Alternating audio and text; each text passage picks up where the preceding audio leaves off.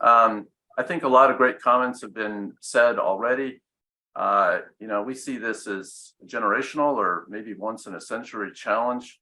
I think Mark's point about it took us 100 years to build to where we are now, and we need to go redo everything in the next 15 or 20.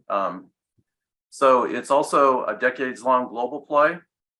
It's very local in terms of what we need to do in Maryland and Baltimore, other parts of the state, but this is something that really needs to be done internationally.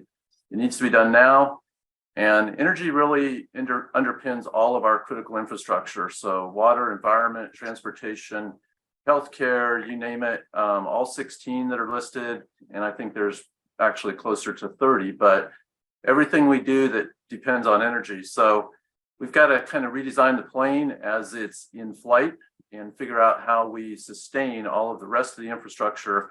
Well, we see kind of this convergence around electricity and around all of the other things that electricity powers, and of course IT being one of the big things there as well. I think we've talked about the mindset. Every project is now an opportunity, and then obviously we need to invest now. So John, if you want to move forward.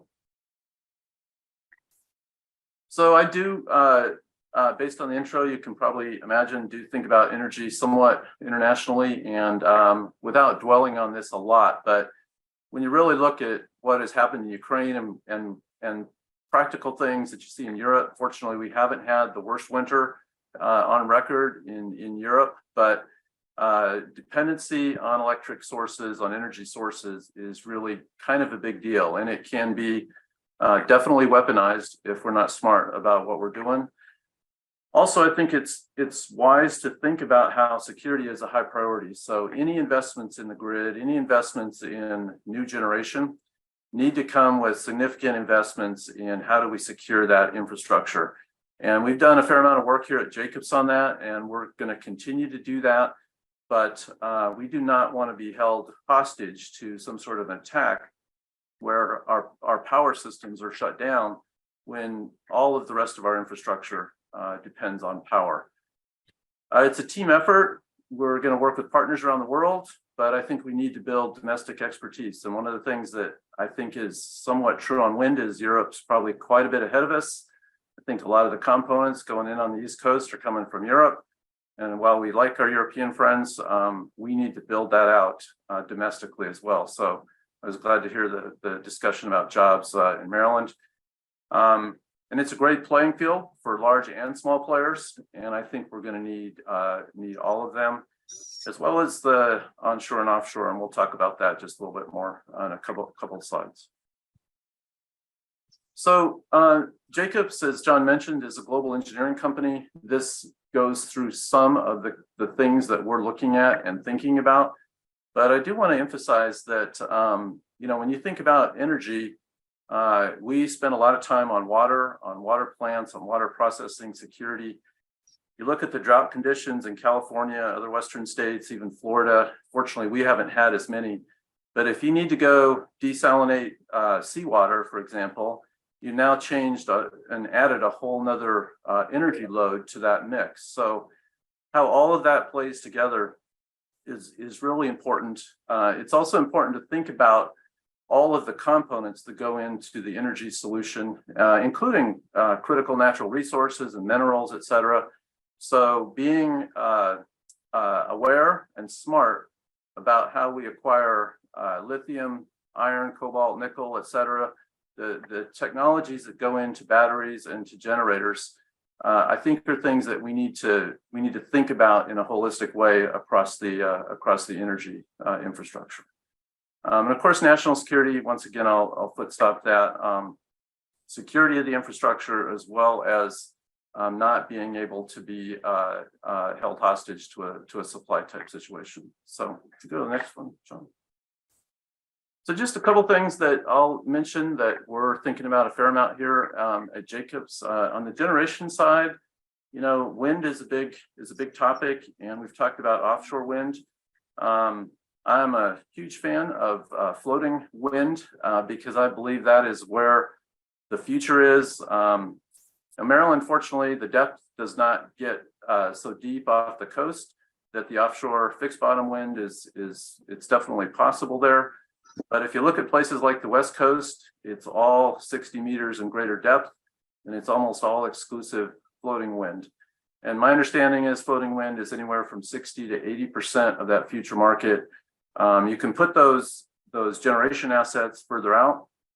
The wind is better, and you're not as close to some of the critical infrastructure or the ecosystem that you might experience much closer to the shore.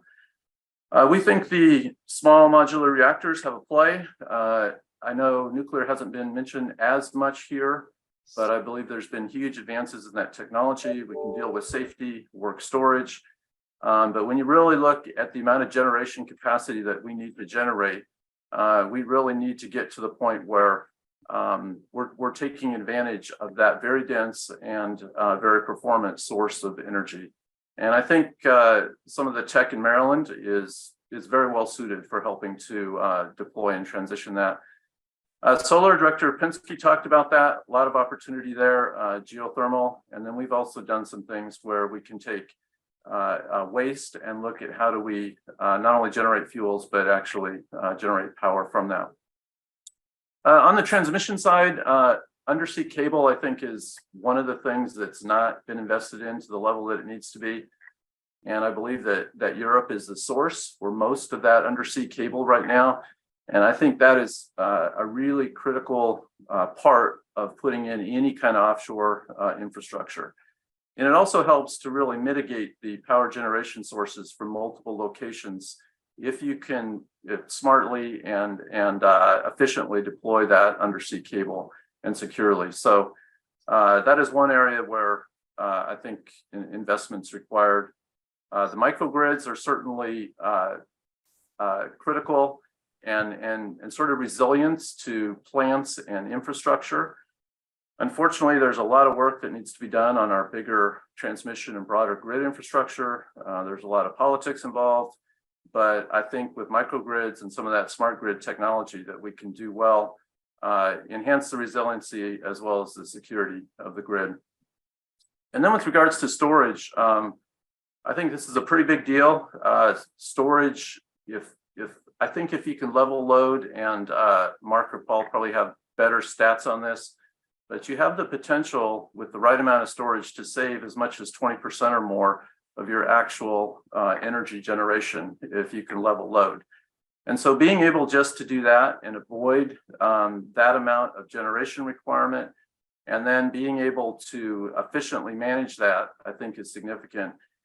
And if you look at this energy transition, you're now really starting to merge the transportation infrastructure with the fixed site building infrastructure as well. And so I think there's a lot of opportunity to be really smart about how you store power, how you supply power, how you distribute power at the right amount of time. Of course, a lot of talk about hydrogen and the hydrogen economy, and that really chemical storage is probably about the most efficient means of storage. And so we're looking at options for that and how we actually can generate clean and green hydrogen as well. So the final thing I would say is, I've been a little more Virginia, but very close to Maryland, and have a lot of friends in Maryland, and have a lot of admiration for Maryland. And it is a spectacular state. When you look from the west and the mountains to the industry that's available in the Baltimore and other areas, the schools, the education opportunities. You got the Chesapeake Bay, which is tremendous. We need to keep that clean. We need to use that resource wisely. And then there's a huge amount of offshore resources. So I think it's a pretty exciting time to be part of this region and that area. I think it's an opportunity to lead and model successful energy transition. A lot of people are going to come behind and follow. Maybe we can be even well ahead of California, which would be terrific. And I think Maryland is well positioned to do that. Hearing the governor talk at the forum in Baltimore a few weeks ago, was really inspiring. And I think that leadership, putting the regulations in place, making sense of how we move forward, it's going to take a whole of government and a whole of industry effort. And I think, it's pretty exciting to have a chance to step up and really meet this challenge. So those are my comments, John, and we can go to questions.